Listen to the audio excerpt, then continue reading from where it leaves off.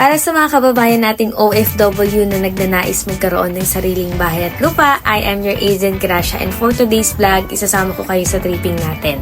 OFW sa Japan ang client ko today at mother niya ang magti-tripping para makita yung bahay. So kasama natin ngayon si Kuya Driver at susunduin namin si mother dito sa pick-up point natin. Pag OFW po, kailangan ng representative dito sa Pilipinas, pwedeng magulang, kapatid, ayan, para makita nila yung bahay na ino-offer namin. Free tripping tayo kabayan, papunta at pabalik. Kaya, ayan, mag-set na kayo sa amin ng tripping para makita ninyo. And Lia Townhouse nga pala tong gusto ng client ko.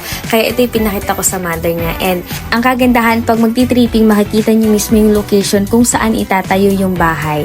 So, etong client ko, nagustuhan nila ang Lia Townhouse at nagpa-reserve na din sila. So, congratulations! Kaya kung gusto mo rin magkaroon ng sariling bahay, i-message nyo lang ako. Thank you so much for watching. I am your agent Gracia. Bye-bye!